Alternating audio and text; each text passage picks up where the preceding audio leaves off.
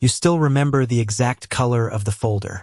Manila, slightly bent at the corner, sitting in a drawer you hadn't opened in almost 50 years.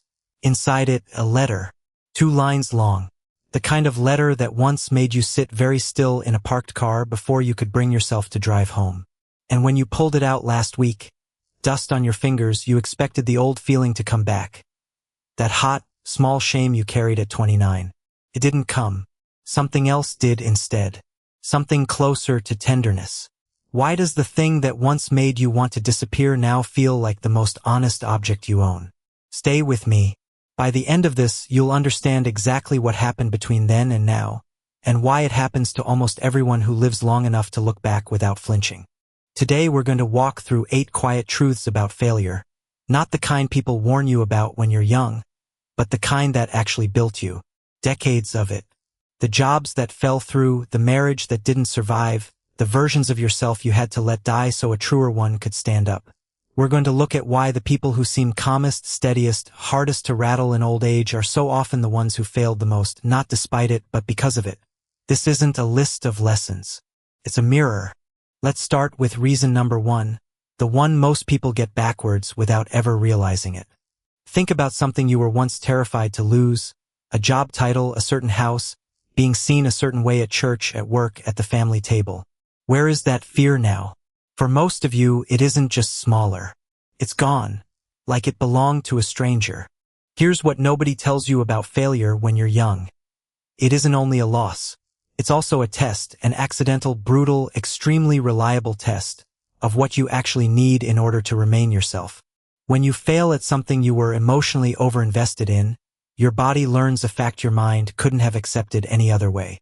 You learn, in your nervous system and not just your thinking, that you survived losing the thing you swore would break you. And once that happens, the fear attached to that thing quietly downgrades. It stops guarding the door of your identity because the experiment has already been run. You already know what's on the other side of losing it. You lived there. You're still here. Think about how many things you once organized your whole week around. A role at work, a certain standing among your neighbors, being the one everyone came to for advice, and how few of those things you'd even list now if someone asked what actually matters. That isn't memory loss. That's your own mind quietly filing away the things failure already proved you didn't need. Do this enough times over 60, 70 years. Fail at the career you planned, the marriage you assumed was permanent, the image of yourself as someone who always had it together, and something remarkable happens. Each failure acts like fire moving through overgrown brush. It's frightening while it happens, and it clears out everything that was never load-bearing in the first place. What's left standing afterward isn't a smaller life. It's the true shape of the one you were always living, minus the decoration. A few relationships that proved real. A handful of values that held under pressure. The plain fact of your own persistence. That's usually all that's left after enough fires. And it turns out to be more than enough. Some of you can trace it back to a single fire that mattered more than the rest, the year everything you'd built came apart at once, and can say honestly that you don't fully recognize the person who was so afraid of that particular loss anymore. This is also why so many of you report caring less what people think, and why that shift gets stronger, not weaker, with age. It isn't apathy. It isn't giving up. It's closer to a physics experiment concluded. You tested the hypothesis that their opinion would destroy you, and it didn't. That's not indifference. That's clarity earned the hard way, one disappointment at a time. It's the kind of clarity a 30-year-old cannot borrow or fast-track, no matter how many books they read on the subject, because it only arrives after the fire has actually passed through and you've counted, with your own eyes, what survived it. But here's the strange part. It's not just what failure removes. It's what it leaves standing that surprises people the most, especially when it comes to how thick their skin actually got without them ever choosing it on purpose. Because by the time you've failed enough times at the things you thought defined you, you're not left with less of a life. You're left with the only parts of it that were ever really yours to begin with. Reason number 2 lives right there, in that thickness you didn't ask for and can't quite explain to anyone younger than you. Have you noticed how little rattles you now, compared to what used to flatten you at 30? A canceled plan, a curt email, a grown child's sharp tone on the phone. The 20-year-old version of you might have carried that for a week. You shake it off by dinner. Your grandchildren watch you do this and call it patience. It isn't patience. It's architecture. Decades of it poured and cured one disappointment at a time, long before they were ever there to see it happen. Picture every real failure you've lived through as a stress test on a building. Not a metaphorical building, think of your sense of self as an actual structure with load-bearing walls. Most young people have never had those walls truly tested, because most young people haven't lived long enough to fail at the things that matter most. Love, work, parenthood, health, identity. When the test finally comes, and it always comes, an untested structure either holds by luck or it doesn't hold at all. But a structure that's been tested and cracked and repaired, tested and cracked and repaired, again and again across decades, doesn't just survive the next test. It gets reinforced exactly where it broke before. That is what a stress fracture becomes once it heals correctly. Not a weak point anymore, but the strongest point in the whole frame. Engineers actually design for this on purpose in certain structures, reinforcing a joint precisely where an earlier version failed, because a repaired break, done right, can end up stronger than material that was never tested at all. Your life did this to you without a blueprint and without asking. This is the real difference between numbness and what you're actually carrying. Numbness is disconnection, feeling nothing because feeling became unbearable. What you have is something else entirely. You still feel the sting of a slight, the ache of disappointment, the sadness of a plan falling through. You just don't fracture from it anymore, because that exact spot has already been reinforced by a failure that hurt far worse, decades ago, and taught you that you'd survive this too. That's not being hardened. That's being reinforced one honest collapse at a time. Think about the specific failures that did this for you. A business that didn't make it, a child you couldn't protect from their own choices, a version of marriage you had to grieve and rebuild differently. Each one was its own controlled demolition of the ego.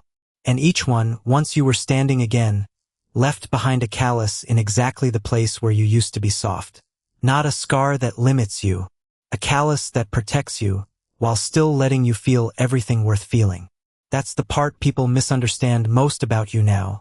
They mistake your steadiness for distance, when really it's the opposite. You feel just as much. You simply no longer collapse under the feeling. And once that reinforcement sets in, something in you quietly shifts again. Your entire relationship with the idea of starting over completely, at any age, for any reason at all. Reason number 3 is the one most of you have already lived, even if you've never named it out loud. Think about how many times in your life you believed, with total certainty, that you were in control of an outcome, and then watched life prove you weren't. The business plan that made perfect sense on paper. The health you assumed you'd keep if you just did everything right. The relationship you thought your effort alone could save. How many of those did you actually control in the end? Here is the quiet, almost uncomfortable truth about decades of failure. It is the most efficient teacher there is for releasing the illusion of control. Not because failure argues you out of the illusion with logic. Arguments rarely change anything that deep. Failure does something more direct. It simply keeps happening over and over in situations where you did everything right, and it still fell apart. Eventually, the belief that effort guarantees outcome becomes impossible to hold onto with a straight face.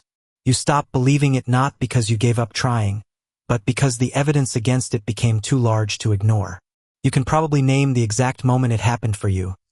Not one dramatic day, but a slow accumulation, until one ordinary afternoon you simply noticed you'd stopped bracing for outcomes the way you used to, without ever deciding to stop.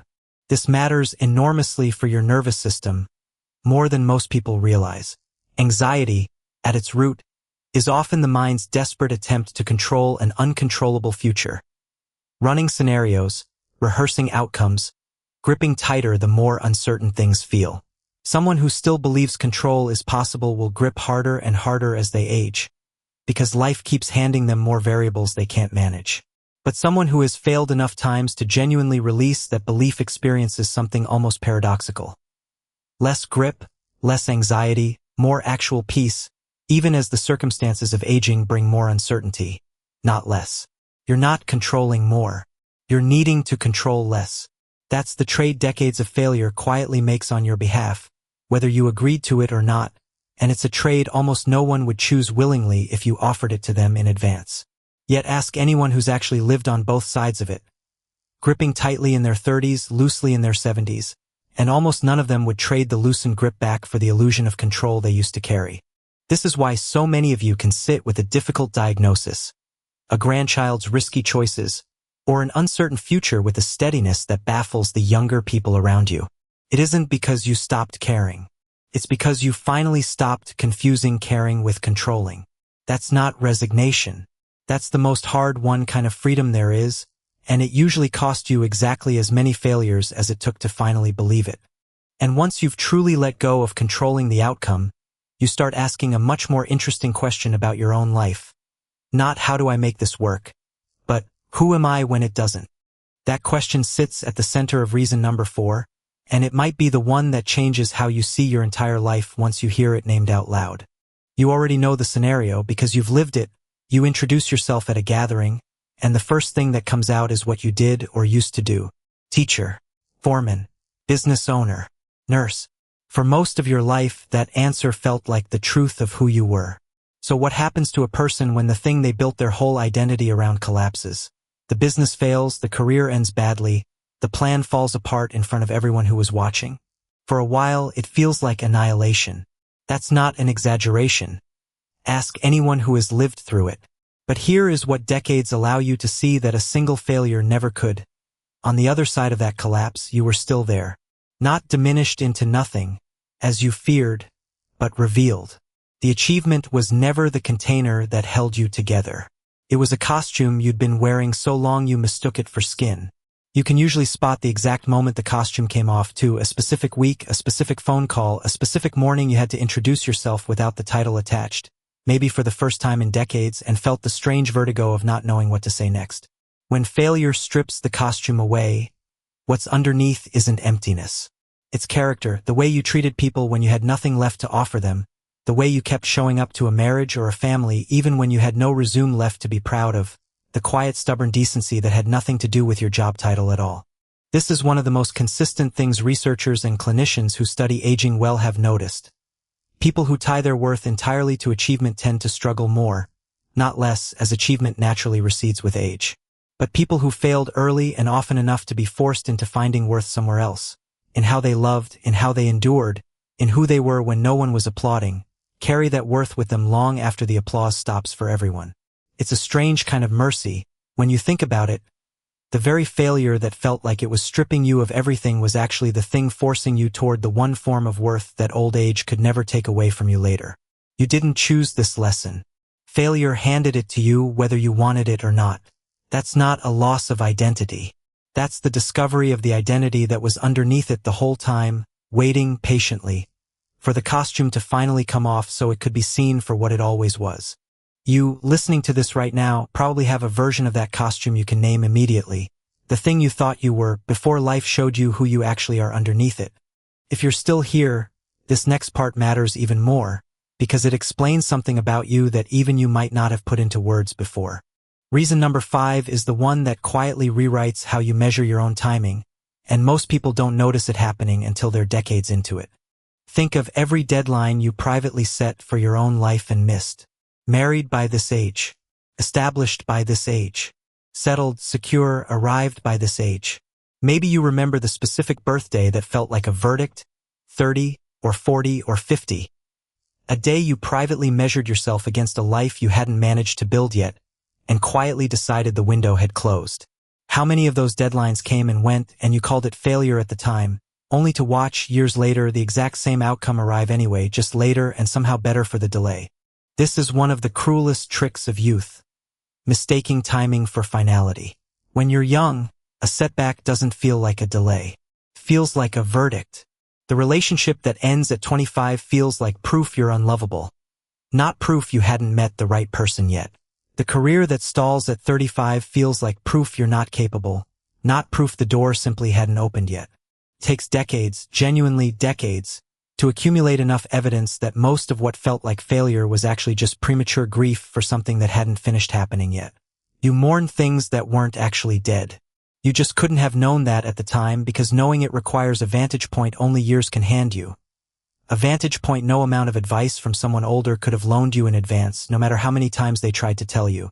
This is why elders so often become the calmest people in a room full of panicking younger relatives. Not because you don't understand the stakes, because you've personally lived the experiment enough times to know that not yet and never are almost never the same sentence, no matter how identical they feel in the moment. You watched a failed marriage become the hinge point that led to the right one. You watched a business collapse become the reason you finally did the thing you actually wanted to do. You watched grief you thought would never lift, not because you were told it would, because you lived long enough to watch the timeline finish its own sentence, in its own time, without asking your permission first. You watched a friend call herself a failure at 40 for a career that hadn't taken off, only to build the thing she was actually meant for at 53. You watched a son you worried over for a decade finally land, late, exactly where he needed to be. The evidence kept arriving. Eventually you couldn't argue with it anymore. That's not naive optimism.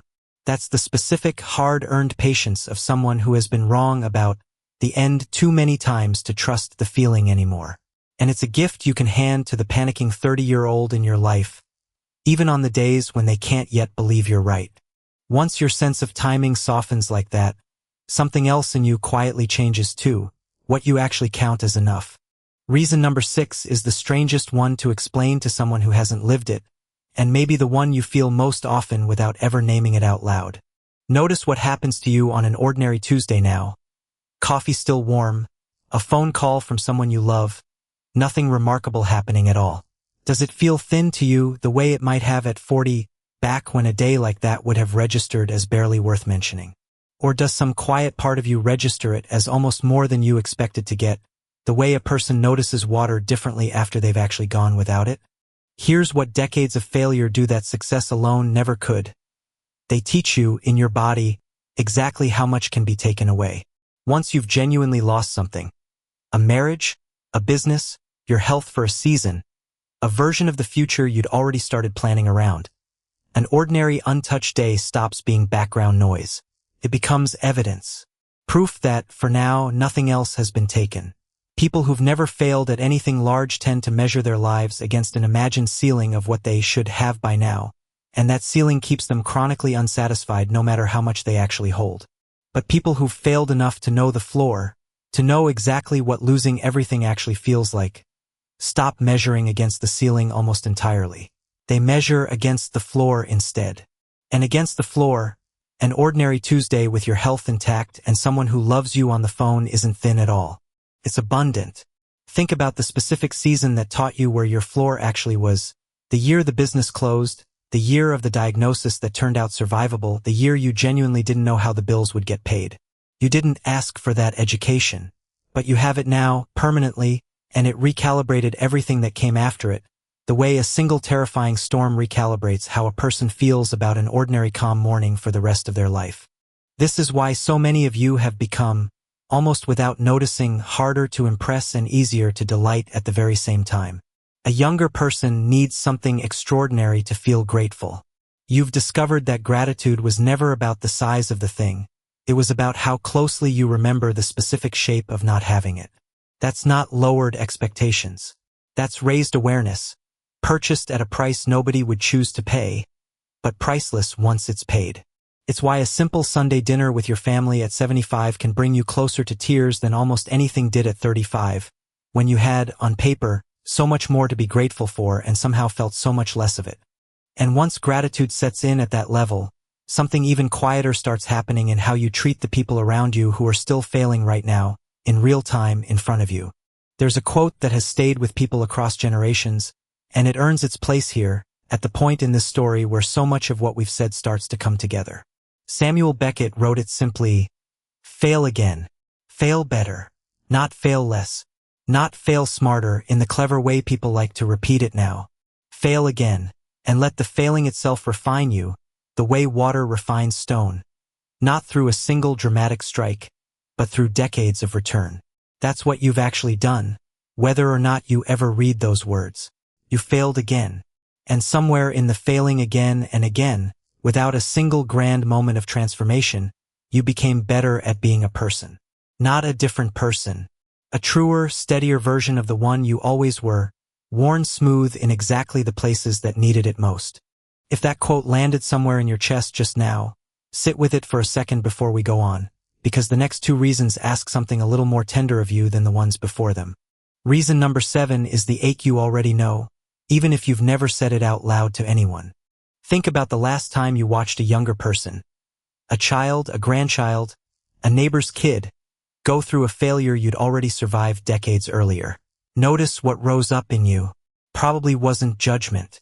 It was something closer to an ache and an almost physical urge to sit beside them without fixing anything. This is compassion doing exactly what decades of failure trained it to do. You cannot fully extend grace for a wound you've never had. That's simply how empathy works. It's built from memory, not imagination alone. Someone who has never truly failed at love can sympathize with heartbreak in theory, but someone who has failed at love and rebuilt a life afterward knows, cell by cell, what that person is walking through. And that knowledge changes how you show up for them. You stop offering advice too quickly.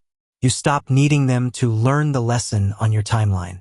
You just sit there, because you remember exactly how much sitting there from someone else once meant to you when you were the one falling apart. Maybe you remember, too, the people who did the opposite, who rushed to explain your failure back to you, who needed you to see the lesson before you'd even finished grieving the loss. You know now, from the inside, how little that ever actually helped. So you don't repeat it. You give the thing you once needed and rarely received. But this compassion doesn't only flow outward, toward others. The quieter, harder version of it flows inward, toward the person you used to be. Most people spend their 30s and 40s still furious at their younger selves for the mistakes that led to failure. The wrong choice, the missed sign, the years spent somewhere they shouldn't have stayed. It takes real time and real failure survived to finally look back at that younger version of yourself and feel something other than judgment. What most of you feel now, when you're honest, isn't pride exactly. It's forgiveness. You were doing the best you could with what you knew then. That's not an excuse. That's the truth every failure eventually teaches you, if you let it teach you long enough instead of just punishing you with it. Picture yourself sitting across from that younger version of you now, the one who made the choice you spent years regretting. Notice that what you feel toward them isn't the same fury you carried at the time. It's closer to what you'd feel toward a frightened younger sibling who didn't know any better, because they didn't, and neither did you. That's not weakness, this softness you've developed. That's the strongest thing about you, quietly doing its work in every room you walk into, whether anyone notices it or not. And once you can forgive that younger version of yourself, you're ready for the last piece, the one that ties every failure you've ever survived into something that finally makes sense as a whole life. Here's a question worth asking yourself honestly for reason number 8. If someone wrote the true story of your life, every failure included, nothing smoothed over, would it read like a tragedy? Or like something else entirely? Most people, in the middle of failing, are certain they're watching a tragedy unfold. There's no way to convince someone in the middle of a collapse that the collapse will one day look like construction. Nobody could have told you that at the time either, and if they had, you probably wouldn't have believed them, because grief doesn't take instruction from hindsight it hasn't earned yet. It's only decades later, looking back at the whole shape of a life rather than one isolated scene from it, that the failures start rearranging themselves into something different. Not obstacles that happen to your story, but the actual structure of it. The job that failed led you to the one that mattered.